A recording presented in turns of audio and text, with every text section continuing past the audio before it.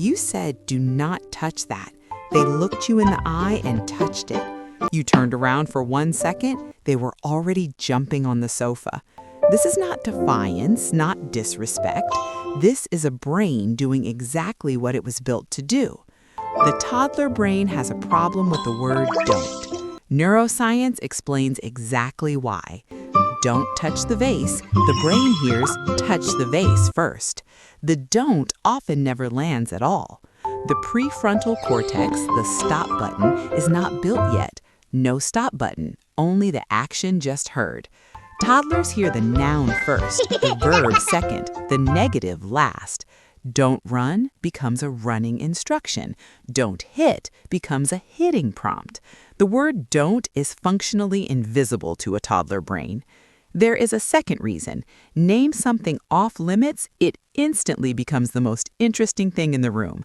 This is called the forbidden fruit effect. You just made it the most interesting object in the world.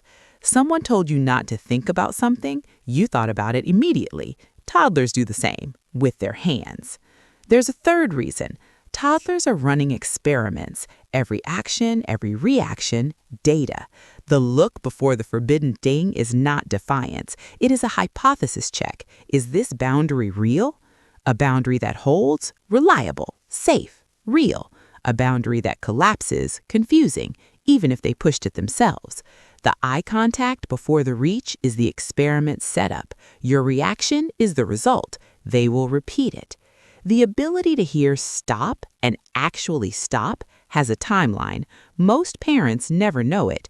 At 18 months, almost no inhibition. At 2, a tiny amount. Fully operational, age 25.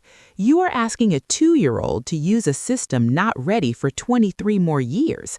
Not discipline, biology. Saying don't louder does not build the system faster. It builds on its own timeline. The solution to don't touch the vase is not a louder don't. It is moving the vase. Toddler proofing is not giving in. It is working with the biology, not against it. Replace don't with do. Walk, please. Gentle hands. The brain gets an action it can run. Gentle hands gives the brain a motor program. Don't hit gives it nothing except the hitting program already cued. Toddlers cannot hold 2 instructions at once. Stop, come here, put your shoes on. Only the first word registered. 1 instruction, short, specific, positive. That is the format the toddler brain can receive. Novelty drives toddler behavior. The brain is wired to investigate forbidden things. That is how it learns. Your prohibition is accidental advertising. You just made it the most valuable object in the room. Saying don't with alarm activates the toddler's nervous system. Activation means action. Your alarm fuels their reach. A calm redirection gives the nervous system somewhere else to go. Come touch this instead, said calmly, works. Any attention, including correction, is rewarding to a toddler brain.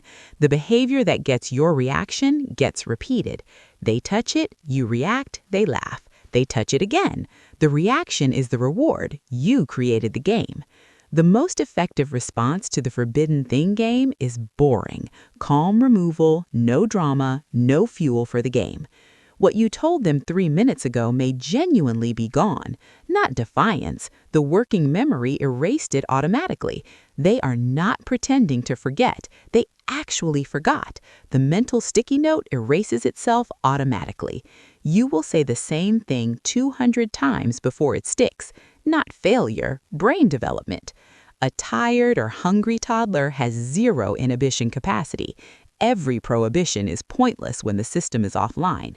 Worst time to enforce a boundary? Dysregulated. Best time? Rested, fed, calm. Prevention always beats correction. At 2, the most powerful motivator is I decide. Prohibit something, now they want it because you said no. Give control wherever it is safe. Which cup, which shirt, which path, the drive gets fed on your terms. The eye contact and the doing anyway is not manipulation. Their brain is working exactly as it should. The brain that ignores don't today will question unfair rules tomorrow. That brain is an asset. Consistent, calm responses build the inhibition system.